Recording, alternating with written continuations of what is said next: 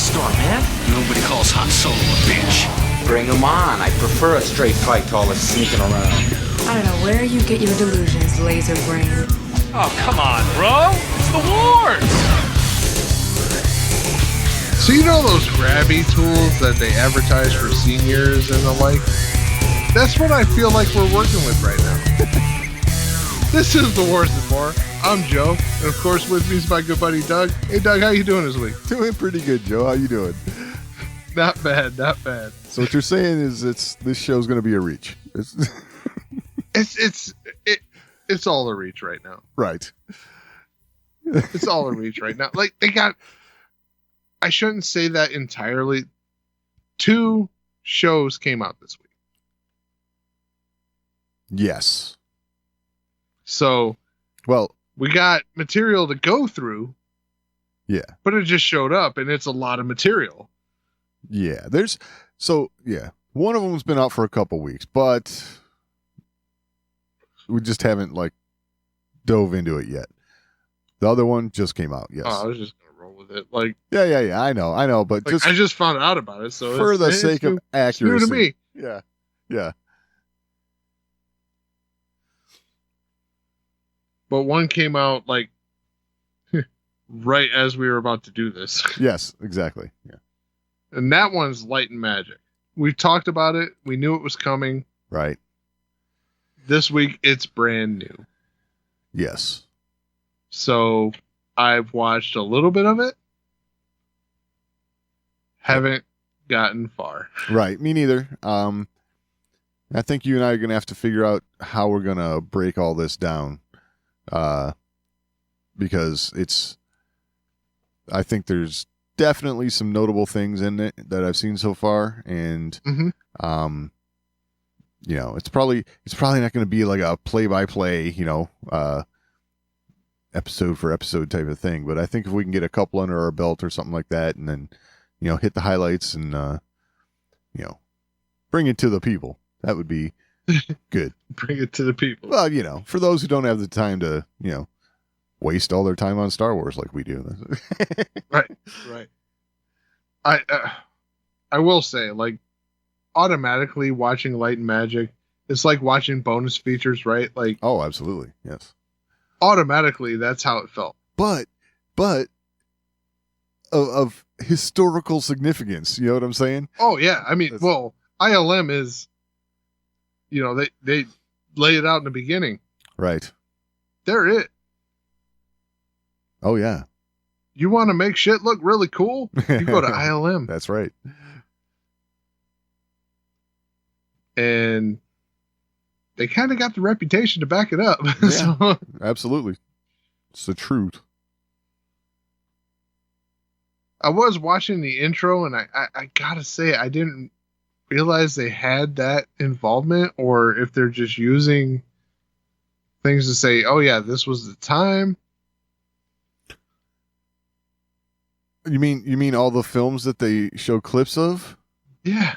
That they were involved in? Yes, they were involved in. Absolutely. Wow. Yes. So ILM, they Legends? proved right there. Legends. They're it, man. Yes, exactly.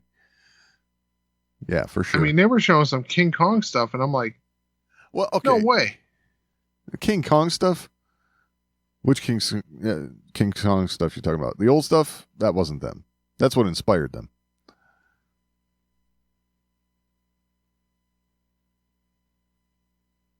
All right, that makes more sense. Yes. Yeah. I'm watching that. I'm like, that doesn't make sense. But thinking of the some of the stuff they showed. I'm like, okay, that's probably right around the time ILM showed up. Yeah, you're talking Hook and Titanic and Hook for sure. That's ILM. All kinds of that stuff. The Terminator, all that kind of stuff. Yes, that was their involvement. So, and so just so everyone's kind of aware, I got a feeling we might be kind of doing a mashup type review of these, because this other show that's airing on Vice TV It's Icons Unearthed, and it's pretty much all about the same stuff. It's just from different angles and different takes from different people. So, it's a little bit kind of the same content. So I think we might mash all that up together and kind of try and keep track of where stuff's coming from. But yeah, it's going to be hard to keep track of all that. Yeah, but I think some of the more interesting stories we could hit on, and it'll be good to talk about. But yeah, I mean, we know from over the years, just looking at it, like the two studios that just show up everywhere. You got ILM. Yep.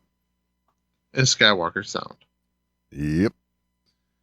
They're the biggin. Oh, and that's the biggins, right? Like Pixar, right? There's that. Right. And which started with George, and yeah, I like how they even brought in just early on in the show the Avid editor, because Avid is used for film editing on everything. So it's like all of these things were born of Star Wars, and that's what I think is so cool. Yeah, and what I find funny about the Pixar thing is like they didn't want to say it's ILM, but the other side didn't want to say it's Disney. That was one of those things that it's got its own storied history. You know what I'm saying? Yeah. There's But it's what it seems like, right? Like they just didn't want to say it was one or the other, so they're like, "Oh, it's Pixar." This is the collaboration movement. Yeah, it's Pixar. I forget how exactly it happened, but yeah, it was some folks from ILM started another thing or something or different. Right. Yeah. Yeah. Then Steve Jobs got involved, and then sold to Disney, and wow, yeah, a lot of stuff going on there. A lot of moving parts that happened over the years. Yeah, just a little bit. ILM was becoming too powerful. Right. That's the gist I got out of that. Like the beauty part for me is, George Lucas says, Hollywood, I don't like you, so I'm going to do everything from scratch myself. Yeah. Right. He's just like, you remember when you suckers gave me the rights to everything? Exactly. Yes.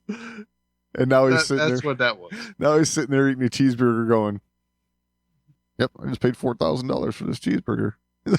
I don't care because I got $4 billion. And I'm retired. Yeah, no kidding. No kidding.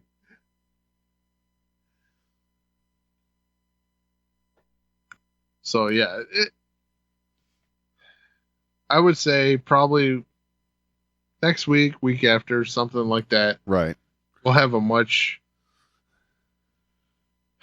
deeper grasp on all this. Right. And because it really is brand new. Yeah, it's something that's going to be worth any Star Wars fan watching, and I think for everyone listening, set some time aside, check it out, give it a watch, then we can come back and we can hit the highlights, and it'll be interesting topic to discuss.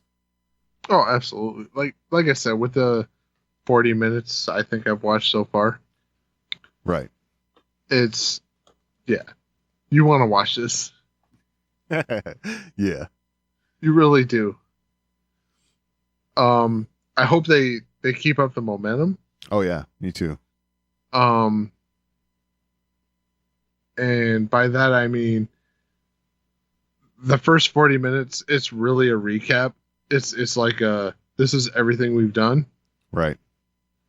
These are the people that are involved. This is how this started. Things like that. Right. I have a feeling that as this moves along, it's going to be, this is the technique we use for this.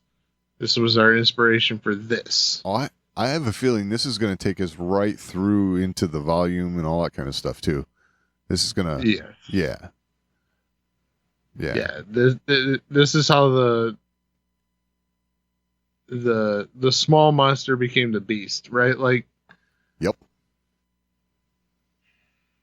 But I mean, I say that acting like ILM hasn't been the premiere for a long time. Yes. A very long time.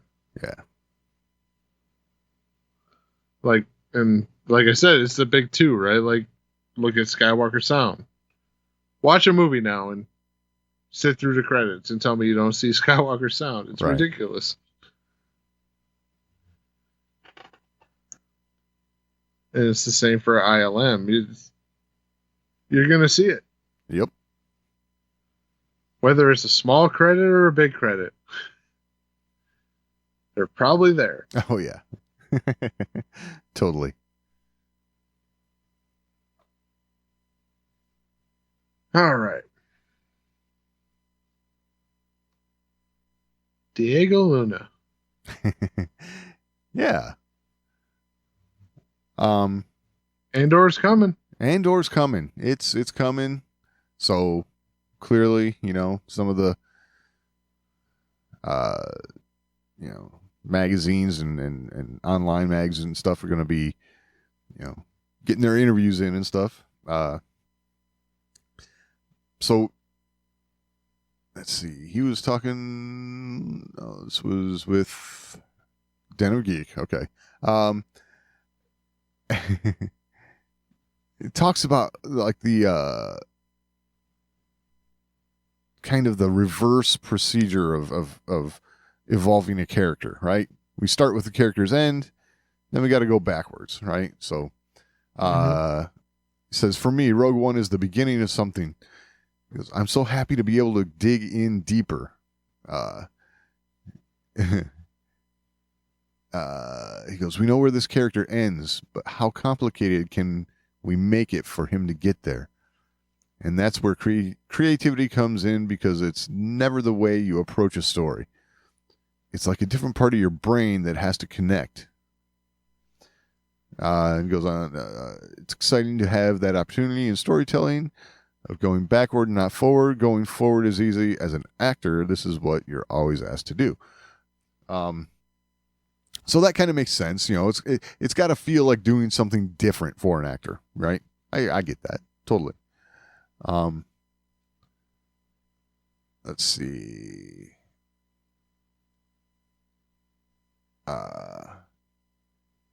Then he's talking about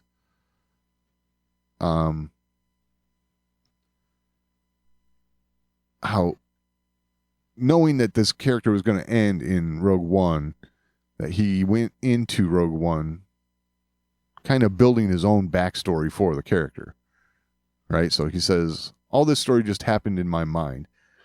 It wasn't relevant to anyone. He talks about a traumatic past, but there is no specificity. Obviously, as an actor, I had my backstory. You don't arrive on set with knowing where you're coming from and what motivates every decision your character makes. But that's information that no one cared about for years. I don't know if that's necessarily true, because I think as Star Wars fans, we were all like, fighting this battle since you were 6 years old? Let's hear about that, Mm-hmm. And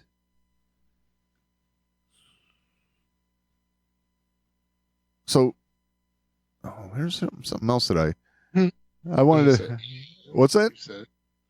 I was going to say, and you said. Right. Let's see. Okay. This I thought was funny. That line. Backstory from.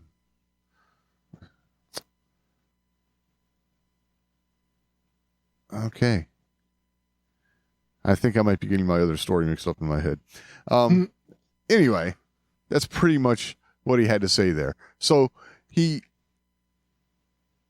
basically made up his own story, and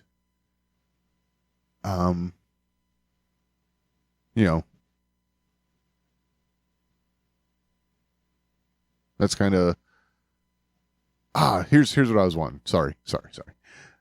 I'm skimming through an article. All right.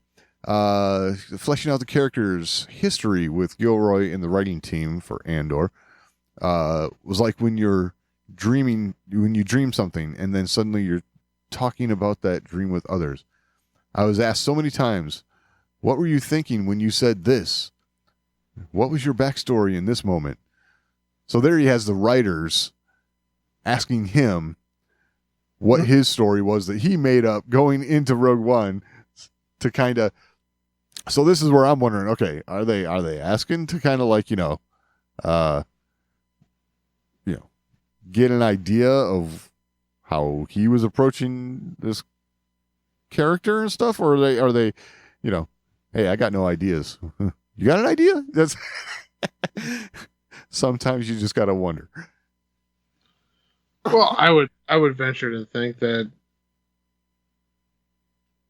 they had ideas. Yes, I know.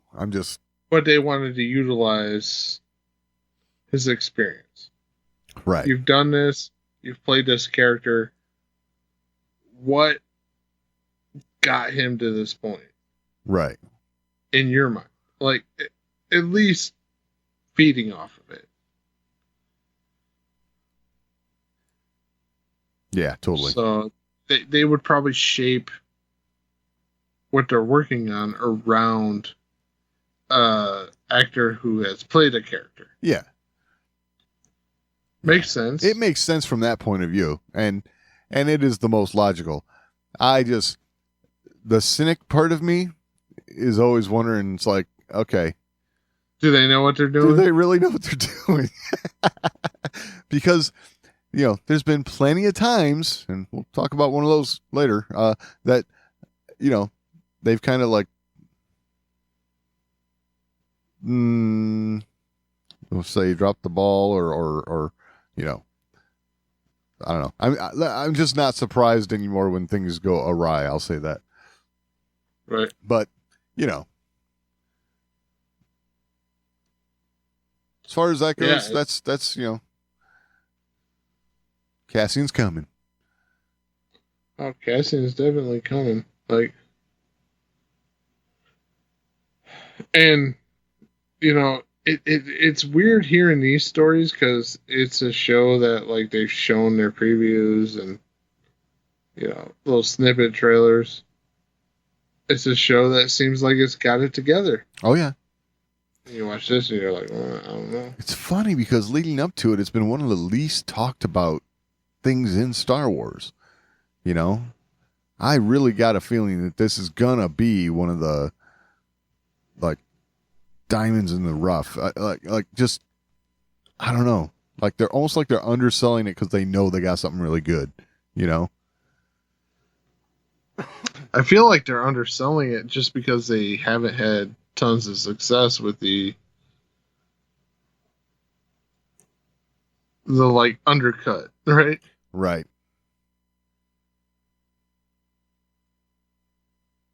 Yeah, I don't know. I mean, and we all know that Obi-Wan took up a lot of the spotlight leading up to this and all that, but I got a feeling. Right. This is going to be good. All right. Let's see, what do we got here? More Diego Luna? Oh, there's that. Right. It's funny. So, I was taken aback by this line a little bit, right? So, again, he's out talking to websites, talking to people, doing interviews. So he was talking with Total Film, and his big quote here in the headline is, "You're not going to believe that he's capable of what he does in Rogue One." Which, I'm like, okay, that doesn't make a lot of sense to me, so I'm interested in it. He didn't set the bar really high. Right. So, especially Didn't since really seem like a moral superiority character to me. I've seen Rogue One. I've seen what he does in Rogue One. I've seen Rogue One several times. It's the mission, man. I kind of believe what he does. I get it. Yes. Yeah. It's the mission. It's Exactly. not. It's not about moral whatever. It's Right. my contact might talk. Right. Pew pew.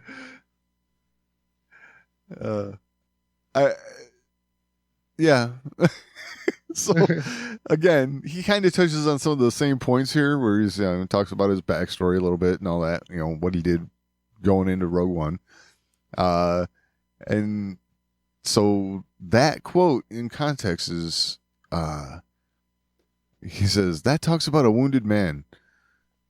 We find him in a place where he's not aware of how capable he is of transforming or being part of change or executing such a sacrifice. But he is the man that comes out from fighting since he was 6 years old. He's a very interesting, dark, wounded person. You're not going to believe that he's capable of what he does in Rogue One. Mm. So I don't know. I'm confused a little bit by that statement, but okay. I don't know. I mean, I got a feeling this series is what's going to inform us how he got to that place where he was able to do what he did in Rogue One. That's kind of what I'm thinking it's all about, right? Right. But and we're not going to get to that point just yet, because I think we have other seasons that we're going to be seeing. So, but yeah, just kind of an odd little statement that just.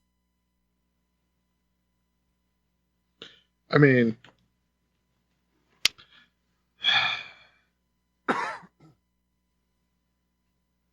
yeah, an odd statement. Yeah, sure.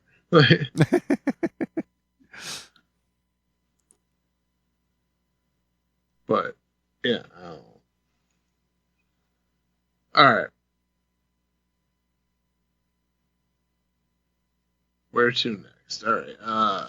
Knights of the Old Republic. Right. I believe we talked about this a while back. We did. Yeah. It was being remade. Not rebooted.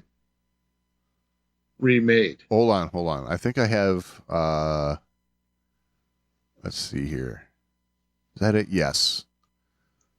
So this is from let's see, story was posted September 9th of 2021. Okay. So it was a while back when we talked about it.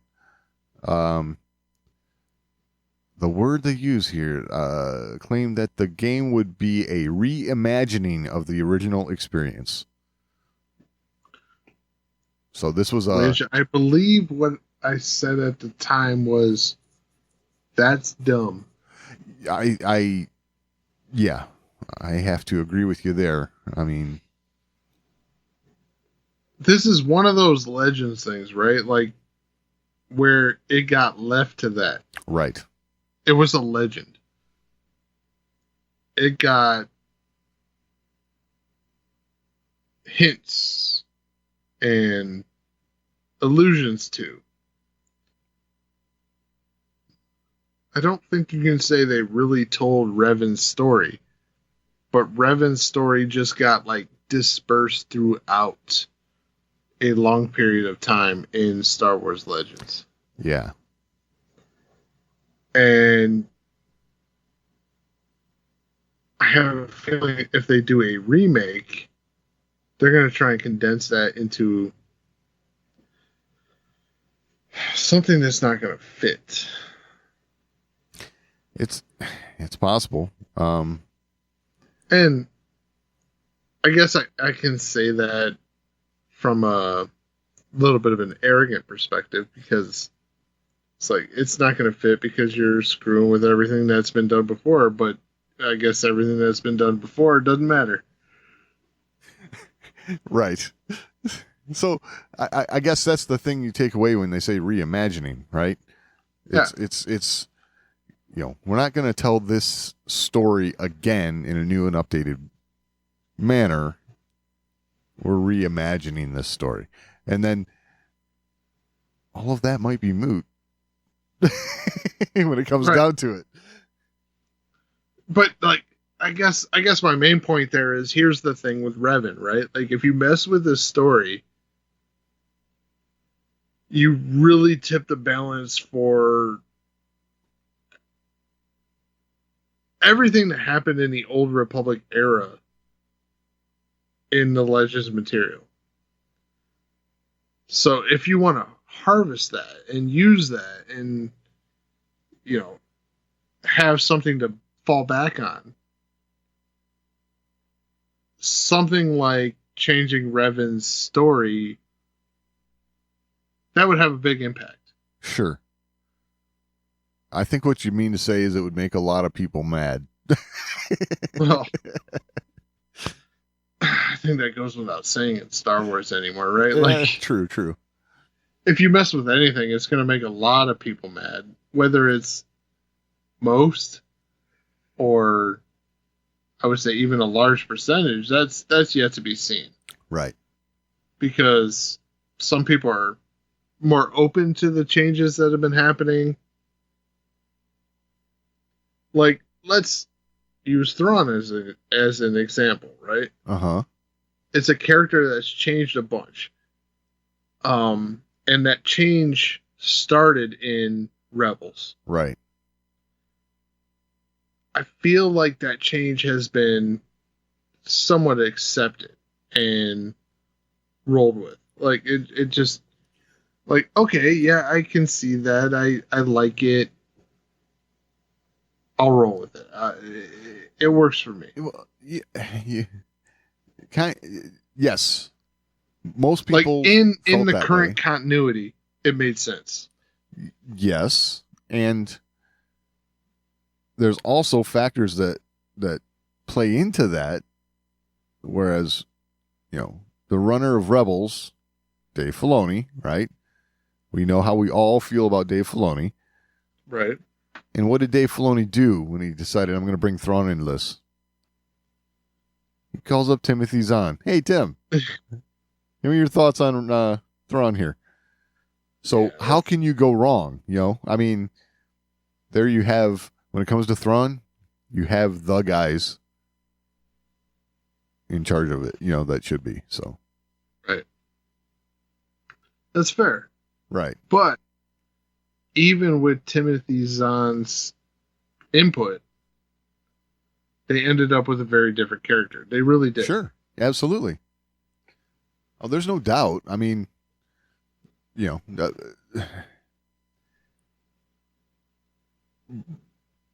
had the input, and he knew he had the certain confines of the show that he was going to be on. So, that's knowing that he can apply how he would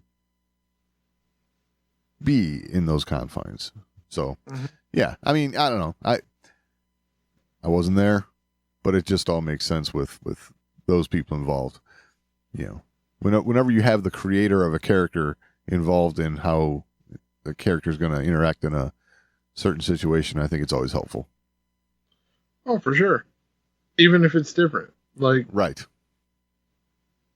Like, I think the Zahn elements that come through it's big. So Totally.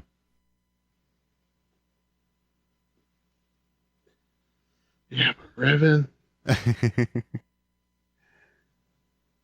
it's just it's a different approach. Yeah.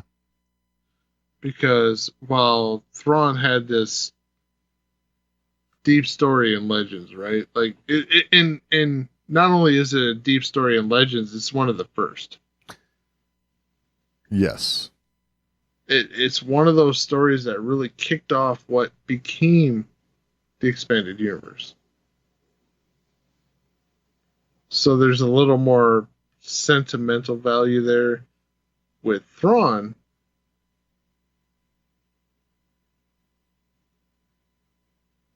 But Revan's one of those that, like, you use the term legends. Revan is a legend. Yeah. It's a story that doesn't get fleshed out, with the exception of video games. And even in the video games, like, Revan's still a legendary tale. Right. So you get a little piece of the story over here. It's a little different than it may be over here. It's this. They just played with Revan in such a. What's the word I'm looking for? They almost played with Revan in a masterful like way. Because they allowed it to be the stuff of legend. You know, you tell the story of Bane. You tell the story of the and Revan's just alluded to. Yeah. I don't know if I'm coming across. No, I get it. I'm you know, there are those who love the character of Revan, and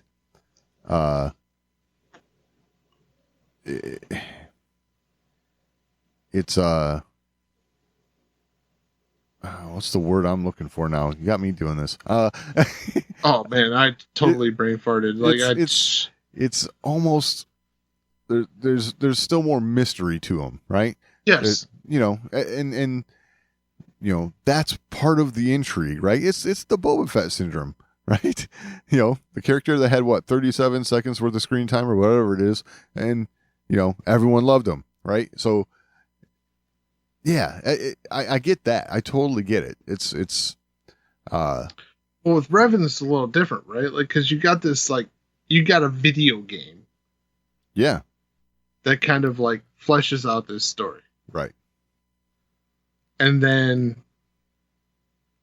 the books, the material that comes after, comic books, whatever, they utilize bits and pieces of that to tell this legend of Revan, like, and make him this ultimate character, like this ultimate Sith Lord. Right. Even though he comes back to the Jedi. Like, yeah. And that adds to it, right? Like, wait, he went back to the Jedi? Yeah. So he went dark, came back to the light. What? Yeah, exactly. And then you add in this other thing that they did in the EU, which was, what was it, Gravid? Not sure. I think it was Darth Gravid or something like that. Is another story that just kind of fit into all these legend stories. He was a dark side acolyte that turned to the light. Ah, I see.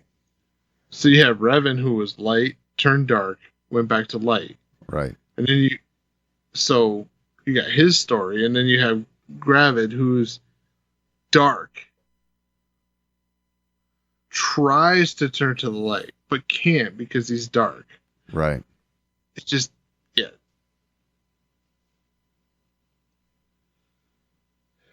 Just builds on that whole Revan thing, this back and forth. Okay, he pulled it off. Yeah.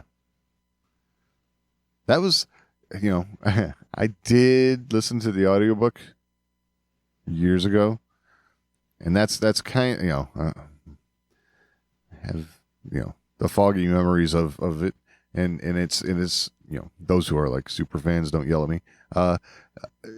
It's I'm having those type of recollections where, yes, that was part of the mystique of Revan, is that he did turn, and the struggles with it, right? Going dark and then back to the light, and, you know, and how that affected him. And it was, you know, good story, you know, liked it. Mm-hmm.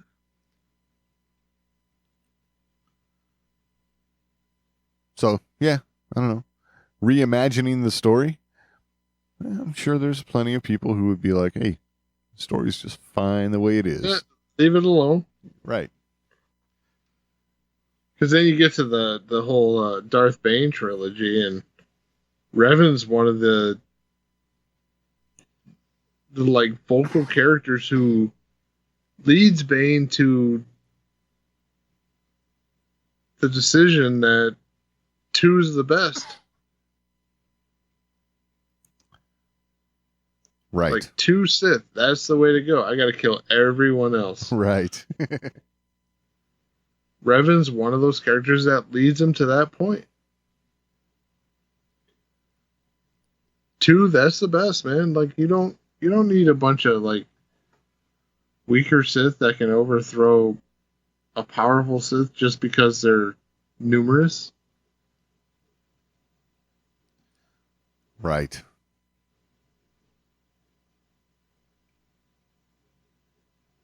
So yeah, Revan's stories.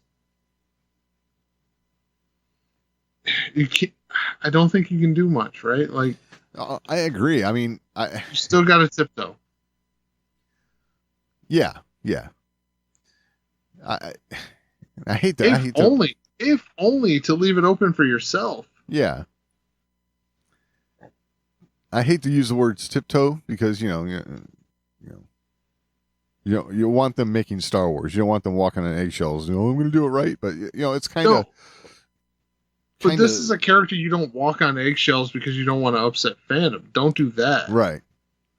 But you walk on eggshells because this character was handled in a certain way. Right.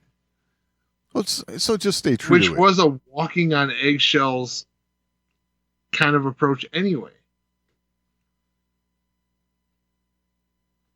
Just because the character was able to be manipulated this way or that way or the other way, like just to feed the Jedi or Sith narrative. Like Revan was one of those characters that just kind of bridged the gap. Right. They never went crazy, and you can't go crazy on a character now. Right. And I feel like if they're gonna reinvent Knights of the Old Republic, they're gonna go nuts. They're gonna go do something stupid. Well, I think we're leading up to. We might not have to worry about that, Joe. Yeah, because it ain't gonna happen. Period. Let's be real. Like when the like lead person on it walks away, and then later on, other people that are kind of starting to step up and take that role just get walked out. Right. Yeah. It's not a story I see getting explored anytime soon. And I think that's the problem is the complications. Not that they use Legends as a crutch. Like, oh, this happened in Legends, we can't do that. They absolutely don't. Right. But if they venture too far out, they can handcuff themselves. Yeah, sure.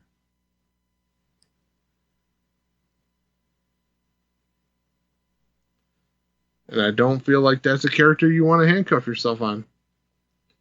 It's just too broad. It's really the perfect filler piece. Yeah, I mean this this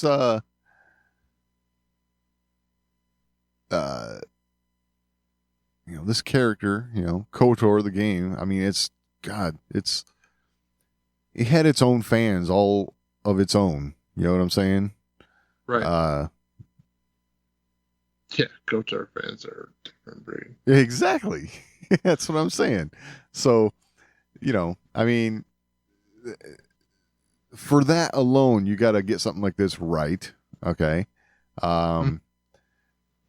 It's, and I don't know, something was not right apparently because,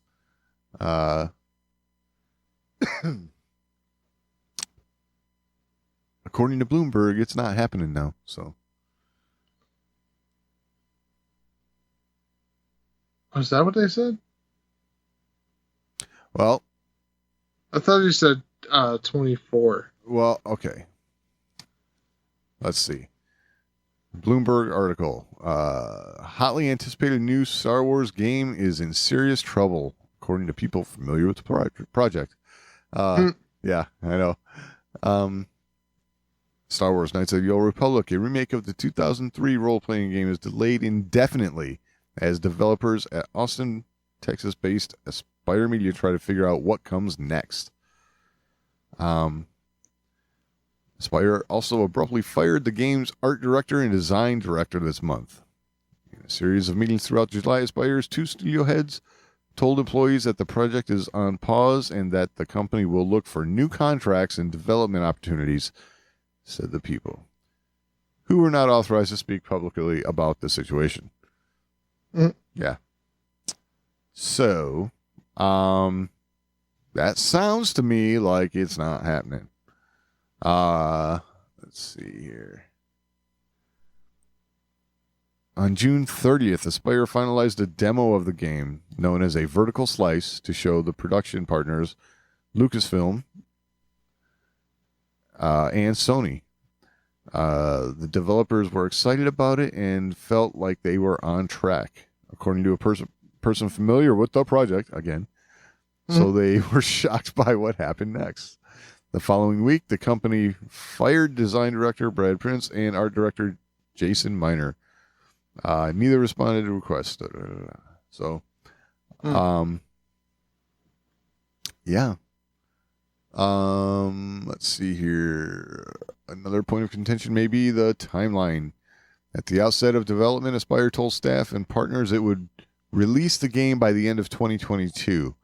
According to two people familiar with production, a lot of familiarity, developers said a more realistic target now would be 2025.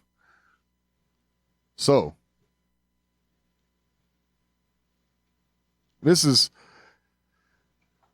one of those things where, this is the kind of stuff that makes me, like in our first Andor story, and I'm saying, are the writers just asking to try and get ideas out of Diego Luna? This is the kind of stuff that makes me think of that. Because how many projects have we had, strong rumors or announcements or whatever? They start working on stuff, and then it's like, oh, no, we're done. We're pulling a plug here. Been a lot of that over the past, 10 years or so. Yeah. I mean, from the stuff that George had started working on, that as soon as Disney acquired, it was just like done.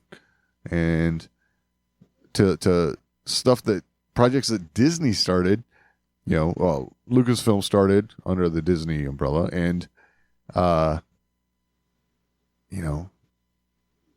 things happen and they fall through or whatever, creative differences,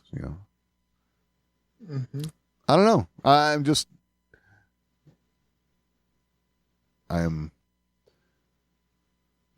not shocked, a little disappointed. I'd love to play this game, but I'm with you.